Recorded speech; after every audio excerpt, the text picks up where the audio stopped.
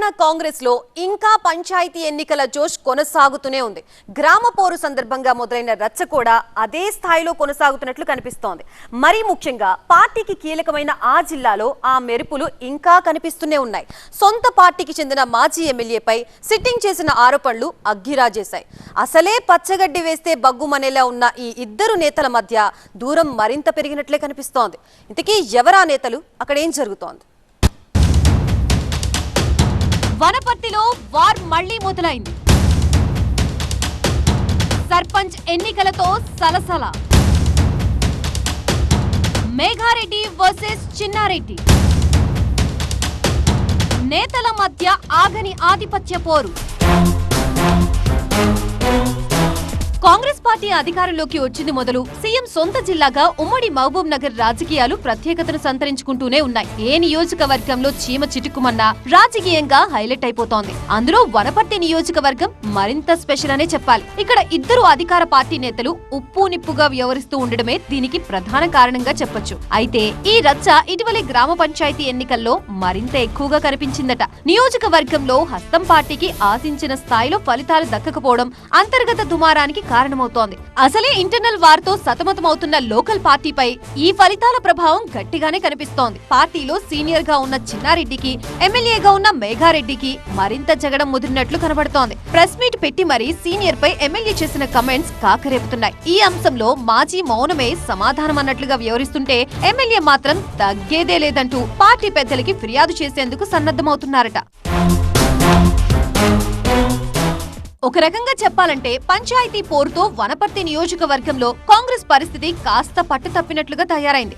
ఇక్కడ దశాబ్దాలుగా పార్టీకి పెద్ద దిక్కుగా వ్యవహరిస్తున్న మాజీ మంత్రి చిన్నారెడ్డిని కాదని 2023 అసెంబ్లీ ఎన్నికల్లో మేఘారెడ్డికి టికెట్ దక్కడంతోనే అసలు గేమ్ మొదలైంది. మేఘారెడ్డి గెలిచిన సీటు త్యాగానికి ప్రతిఫలంగా చిన్నారెడ్డికి కేబినెట్ హోదాలో ప్రణాళికా సంఘం ఉప అధ్యక్ష పదవి దక్కినా పార్టీలో పరిస్థితులు చక్కబడలేదు. నియోజకవర్గంలో పెత్తనం కోసం రెండు వర్గాలు నువ్వా నీనా అన్నట్లుగా తలపడుతున్నాయి.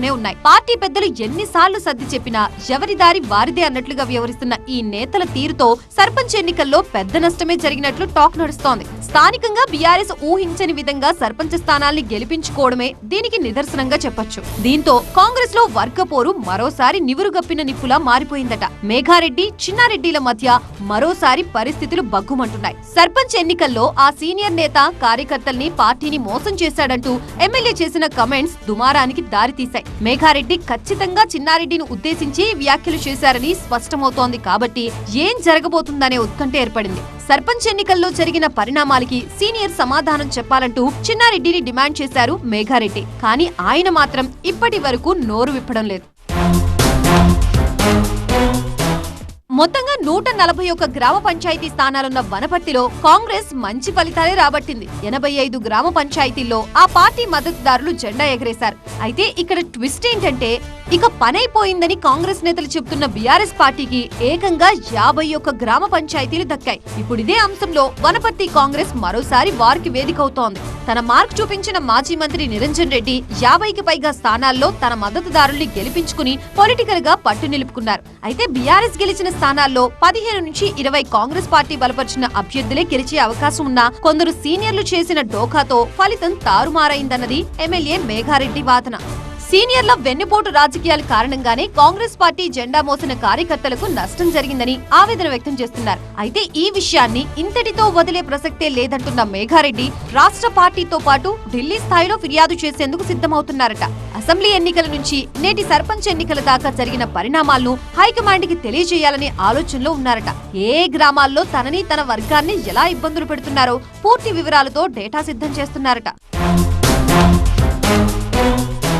అసెంబ్లీ ఎన్నికల ఫలితాలు మొదలు వనపర్తిలో వారికి తెరలేపిన మాజీ మంత్రి చిన్నారెడ్డి మేఘారెడ్డితో అమీతుమీ అంటున్నారు. ఎమ్మెల్యే ఎవరైనా నియోజకవర్గం నాదే అన్నట్టుగా వ్యవహరిస్తున్నారు. అయితే లేటెస్ట్ పరిణామాల్ని మాత్రం చిన్నారెడ్డి చూసి చూడనట్లు లైట్ తీసుకుంటున్నారట. ఎమ్మెల్యే మేఘారెడ్డి రచ్చకెక్కడం తనకి సంబంధం లేని అంశం అన్నట్లు భావిస్తున్నారట ఈ సీనియర్. ఎవరు పార్టీ కోసం సుదీర్ఘంగా పనిచేస్తున్నారో, ఎవరు మధ్యలో వచ్చి హడావిడి చేస్తున్నారో హైకమాండ్ పెద్దలతో పాటు ప్రపంచమంతా తెలుసని తన అనుచరుల దగ్గర అభిప్రాయపడుతున్నారట. అందుకే తాను డైరెక్ట్ గా మాట్లాడకుండా అనుచరుల చేత ఎమ్మెల్యే వ్యాఖ్యలకు కౌంటర్ ఇప్పించేసి కామ్ గా ఉండిపోయినట్లు తెలుస్తోంది. ఇద్దరు నేతల మధ్య ఆధిపత్య పోరు ఈనాటిదేం కాదు. 2 ఏళ్లకు పైగా నేతలు చూపిన ఇదే తరహా వ్యవహార శైలితో ఇక్కడ కాంగ్రెస్ 2 వర్గాలుగా చీలిపోయింది. ఇప్పుడు పంచాయతీ ఎన్నికల సందర్భంగా మరోసారి అంతర్గత రచ్చ రోడ్డు మీదకొచ్చింది. మరి ఈ పరిణామాలు ఎక్కడికి దారితీస్తాయో చూడాలి.